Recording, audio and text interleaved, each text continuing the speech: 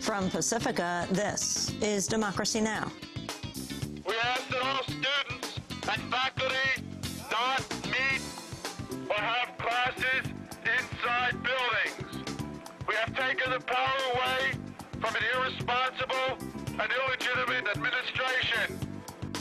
40 years ago this week, hundreds of students at Columbia University started a revolt on campus and went out on strike.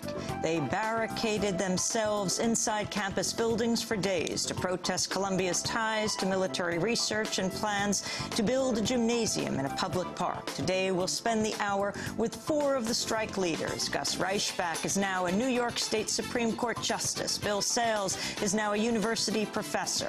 Tom Hayden is a former California state senator, and we'll be joined by our own Democracy Now! Co-host Juan Gonzalez. All that and more coming up.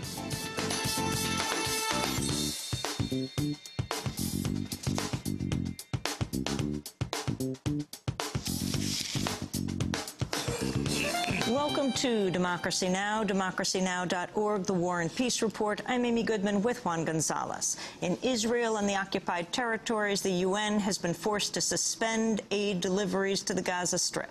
The United Nations Works and Relief Agency, known as UNRWA, says it's run out of fuel because of Israel's blockade. The UN delivers aid to 2/3 of Gaza's 1.4 million people. The top UN official in Gaza, John Ging, said Israel has ignored the agency's warnings. There is a crisis here, and it will not be solved with one truck. We need over $9 million litres of diesel for Gaza per month. There's been no diesel supplied to Gaza at all, not one drop of diesel since the 9th of April. Israel's intensified its stranglehold over the Gaza Strip since Hamas took control last June. Gaza resident Abu Mohammed appealed for international intervention. This is the world's responsibility, the civilized and free world. This UN aid is the only source for this victim nation. If they stop the aid, it means we will die. The aid halt comes as Israel's rejected Hamas's offer for a 6-month truce in the Gaza Strip. On Thursday, Hamas Foreign Minister Mahmoud Zahar said the deal could also extend to the West Bank. We declare that the movement agrees to a truce in the Gaza Strip in the framework of a national consensus,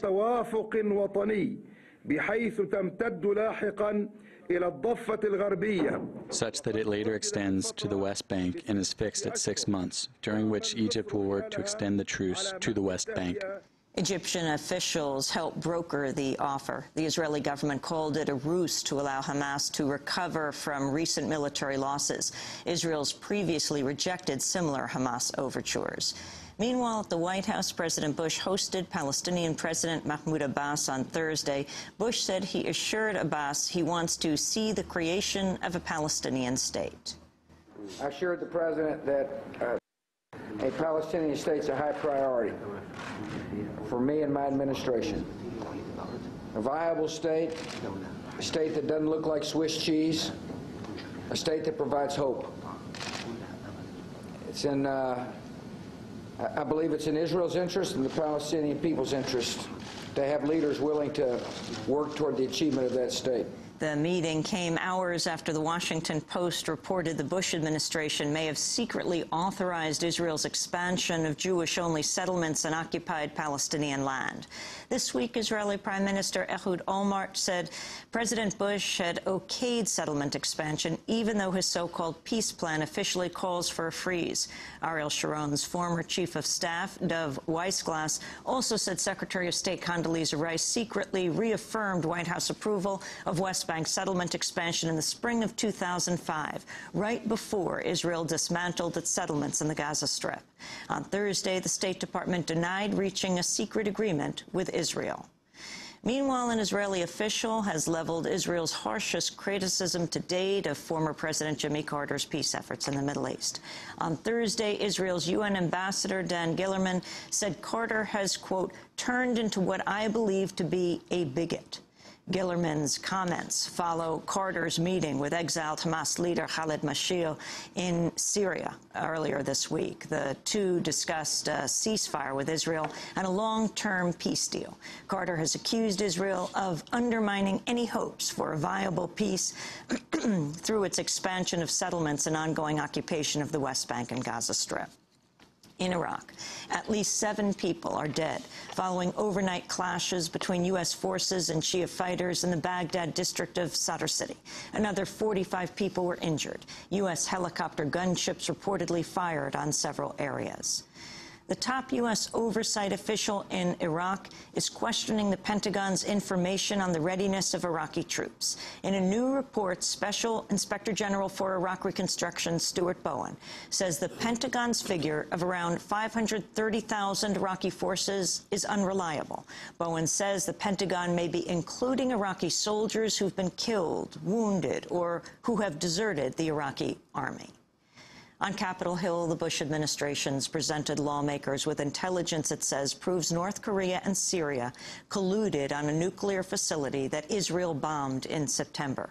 A senior intelligence official said the U.S. believed the site was nearing operational capability. But the Washington Post reports another senior official said U.S. intelligence had formally declared only, quote, low confidence the site played a role in a Syrian nuclear program. The sole photograph publicly released of Syrian and North Korean officials does not appear to come from the site in question. Republican Congress member Peter Hoekstra criticized the White House briefing. A trusting environment between the administration and Congress does not exist. I think many people believe that we were used today by the administration not because they felt that they had to inform Congress, because it was their legal obligation to do that, but because they had other agendas in mind. Remember, it is the legal responsibility of the administration to keep Congress fully and currently informed on the issues that the administration is dealing with. Earlier this year, New Yorker correspondent Seymour Hersh reported there's no evidence the site was involved in nuclear weapons. Hersh said Israel did not know what it was targeting and was mainly hoping to send a message to Iran. The Pakistani government says it's close to reaching a truce with militants in the volatile region along the Afghan border. Pakistan would withdraw from South Waziristan and exchange prisoners in return for an end to militant activity. The deal would come over heavy objection from the U.S., which has opposed Pakistan negotiations with militant groups. Militant leader Baitullah Massoud has also ordered followers to halt armed activities as the deal nears completion. The World Food Program is warning it will need to cut services unless donors can cover a 40% rise in operational costs. The price of rice has hit record highs in Asia at $1,000 a ton, nearly triple over the start of the year.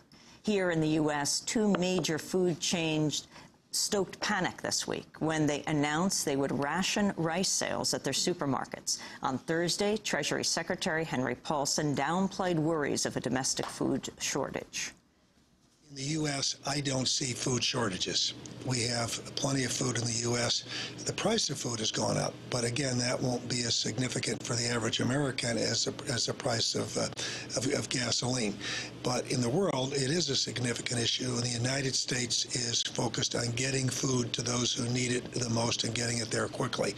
Emergency food relief, and we provide about half of that for the world. Meanwhile, the New York Times is reporting a record number of American families face energy shutoffs because of record high heating costs this year.